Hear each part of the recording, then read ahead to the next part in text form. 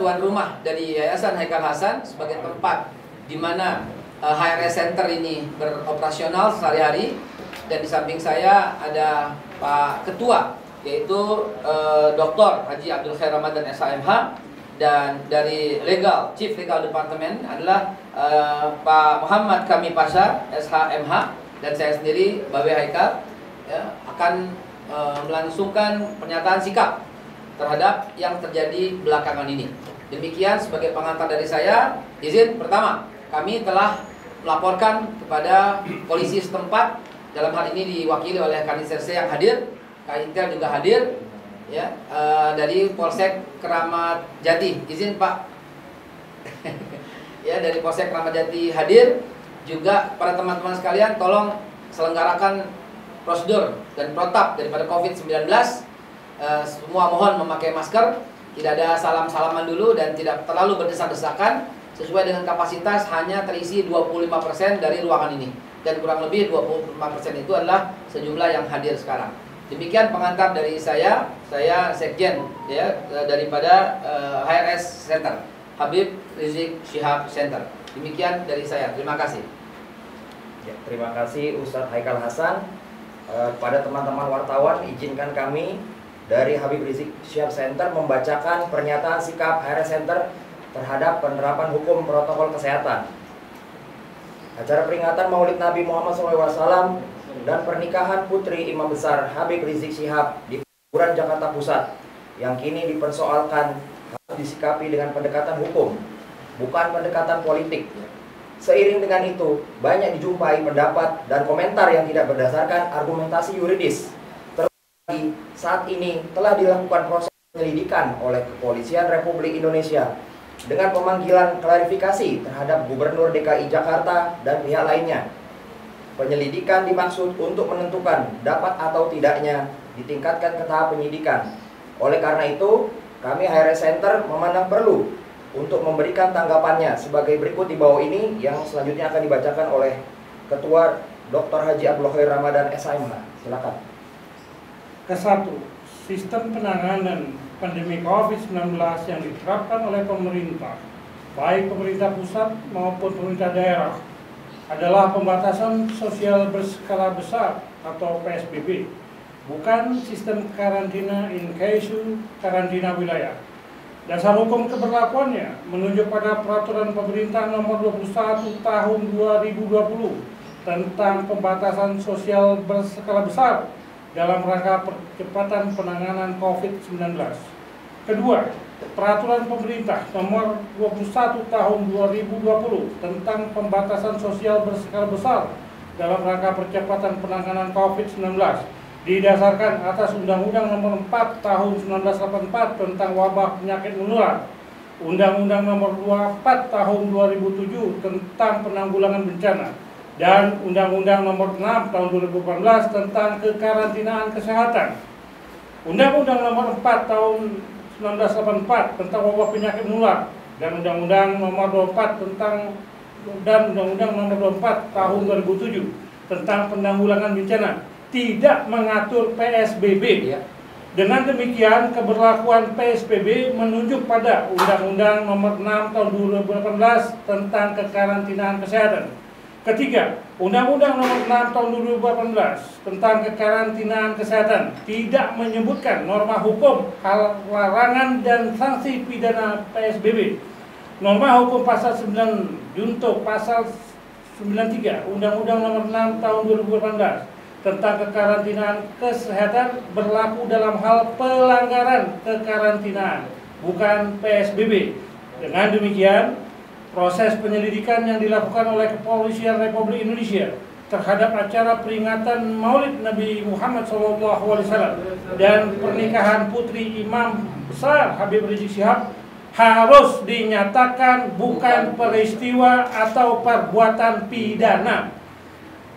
Keempat, penerapan pasal 216 KUHP juga dipandang tidak tepat guna kepentingan penyelidikan perkara AFO. Pasal 216 KUHP tidak ada relevansinya dengan penyelenggaraan PSBB. Oleh karena tidak ada perbuatan pidana dalam PSBB, maka keberlakuan pasal 216 KUHP tidak dapat diterapkan.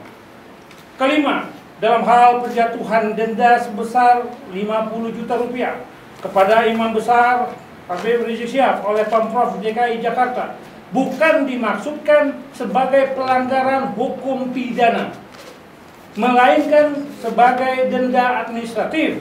Denda administratif yang telah dibayarkan oleh Imam Besar Habib Rizik Syihab memperjelas tidak adanya perbuatan pidana. Karena berdasarkan uraian di atas, maka terhadap Gubernur DKI Jakarta, Imam Besar Habib Rizik Syihab, dan pihak-pihak lainnya tidak dapat dikategorikan telah melakukan perbuatan pidana. Ya, demikian pernyataan sikap ini disampaikan untuk dapat dimengerti dan dimaklumi. Jakarta, 19 November 2020, Habib Rizik Syihab atau HRS Center bertanda tangan di bawah ini. Muhammad Kamil Pasha SMH sebagai Chief Legal Department, Dr. Insinyur Haji Haikal Hasan Baros sebagai Sekretaris Jenderal, dan Dr. Haji Abdul Khair Ramadan. Terima kasih atas perhatian teman-teman sekalian. Demikian pernyataan sikap HRS Center ini telah kami bacakan. Wassalamualaikum warahmatullahi wabarakatuh. Alhamdulillah, sahabat sekalian, demikian yang dibacakan oleh tim daripada HRS Center. Sekarang kami persilahkan apabila ada yang ingin mengajukan pertanyaan, silakan.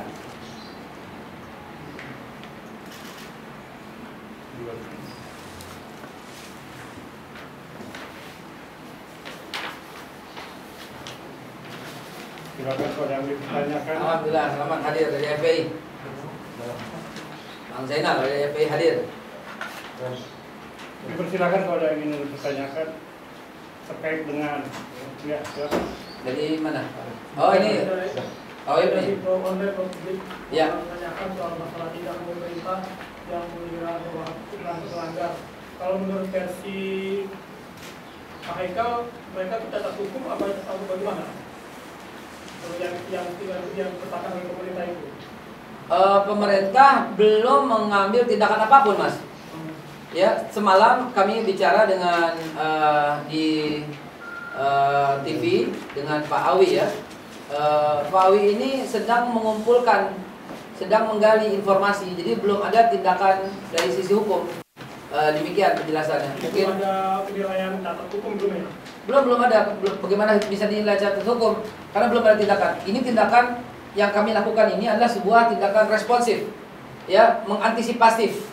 Ya, ini bagian daripada kejelian pemimpin kami, kecermatan, ketelitian dan kejelian pemimpin kami, yaitu Pak Abdul Khair, dalam hal proaktif mengantisipasi keadaan. Jadi kita ini proaktif. Belum ada tindakan apapun, ya, belum ada dihukum sekian, belum ada jatuh hukuman sekian, belum ada.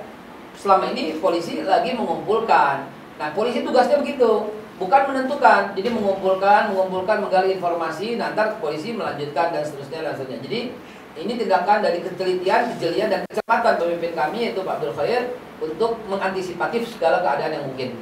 Jadi seperti sekarang ini responsif aja ya? Responsif. Pak, saya dari Anies TV, jika nanti dari proses pemanggilan kepolisian ini memang dinyatakan bersalah, begitu apa dari sikap HRS Center sendiri? Ya, yang menyatakan bersalah itu bukan ranah kepolisian. Kepolisian itu tugasnya adalah melakukan rangkaian penyelidikan untuk kemudian ketika suatu perbuatan itu dikategorikan sebagai perbuatan pidana, maka ditingkatkan dalam proses penyidikan terkait dengan pengumpulan dua alat bukti guna membuat terang perkara pidananya dan menemukan tersangkanya. Tetapi dalam perkara akuo, sebagaimana telah kami sampaikan tadi, bahwa terhadap kebijakan Gubernur DKI Jakarta dan pihak-pihak terkait, termasuk juga Imam Besar Habib Rizik Syihab dan pihak-pihak terkait, itu bukan suatu perbuatan melawan hukum. Tidak ada watergate, tidak ada perbuatan pidana, tidak ada strafbar fake, karena pelanggaran yang dimaksudkan dalam konteks karantina wilayah. Sedangkan yang diterapkan di Jakarta maupun wilayah lain bukan karantina wilayah, tetapi PSBB dalam dimensi PSBB tidak ada norma hukum, larangan maupun sanksi pidana, tidak ada. Oleh karena itu kami dapat memastikan dan kami berharap pihak kepolisian dalam hal ini penyidik untuk menyatakan bahwa hasil penyelidikan bukan merupakan peristiwa atau perbuatan pidana sehingga tidak layak untuk ditingkatkan ke tahap penyidikan. Ada lagi silakan dari Saya Pak dari officer.com Pak. ya. Pak, ini kan misalkan Ridwan Kamil juga mau dipanggil nih Pak terkait kerumunan massa yang ada di puncak nih Pak kemarin ke Megamendung pas dihadiri oleh Habib Rizik. Kalau tanggapan HRS Center sendiri gimana nih soal real?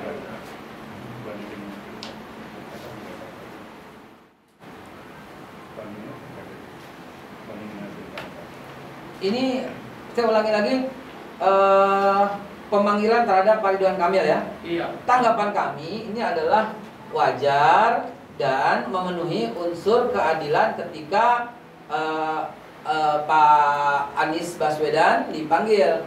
Ya, ini pun setelah desakan. Perlu teman-teman ketahui, pelanggaran yang terjadi itu ya terhadap pengumpulan, terhadap kerumunan itu 398 kali pelanggaran.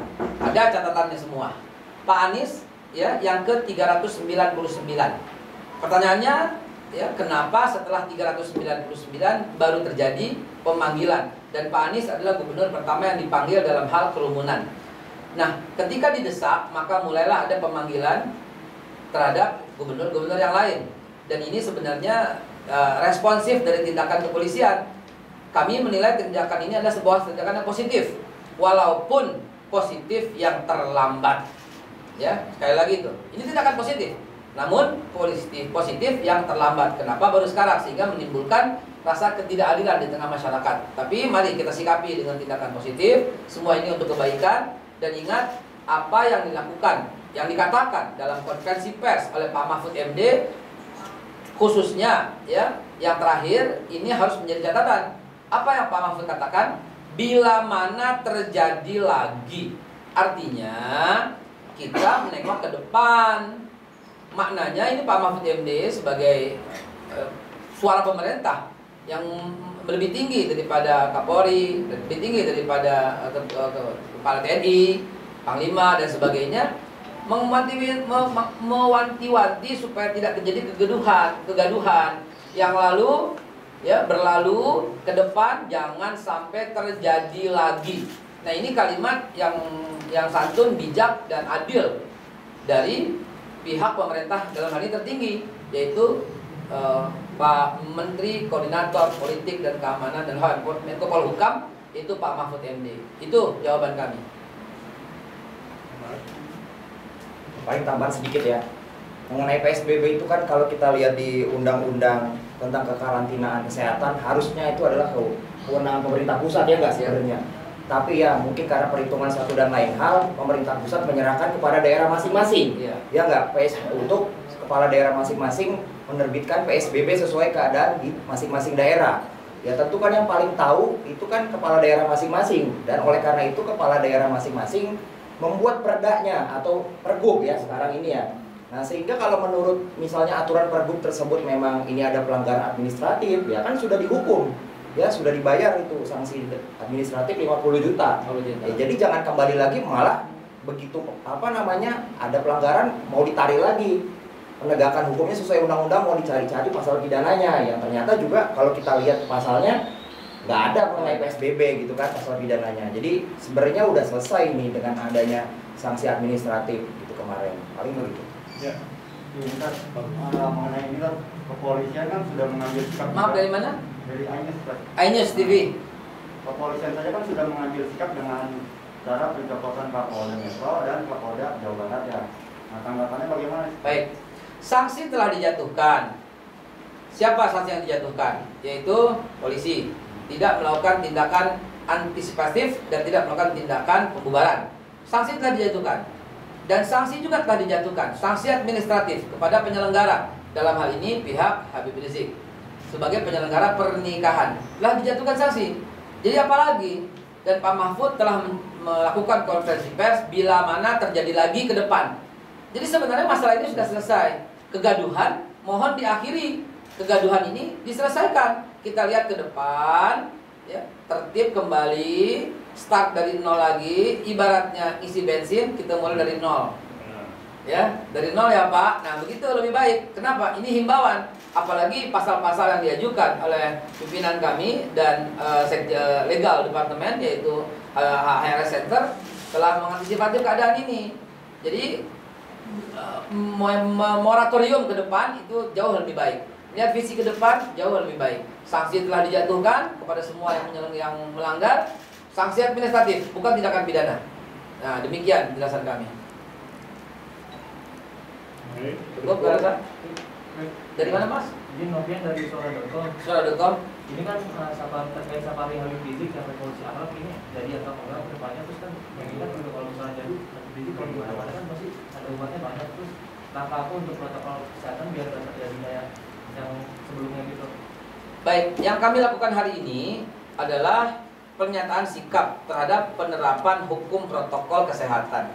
Kami mencermati bahwa ada perbedaan nih, yang dipakai undang-undang karantina, tapi yang diterapkan saat ini PSBB, sehingga istilahnya nggak nyambung, begitu. Nah, terhadap pertanyaan yang teman dari Suara.com tadi sampaikan, ini saya dari internal ini belum memutuskan, belum mendapat arahan dan juklak bagaimana penerapan untuk dakwah keliling, belum. Jadi belum ada keputusan soal itu. Yang disampaikan Habib Rizik dalam ceramah di Maulid Nabi dan di Petamburan adalah sebuah himbauan, kami akan keliling, kami akan lakukan, itu belum mendapat keputusan. Tergantung dari siapa yang diundang dan siapa yang mengundang. Siapa yang mengundang Habib Rizik nanti ke daerah dan siapa yang berangkat, nah itu dibicarakan di luar tempat ini. Dan belum ada keputusan soal itu. Oke. Good.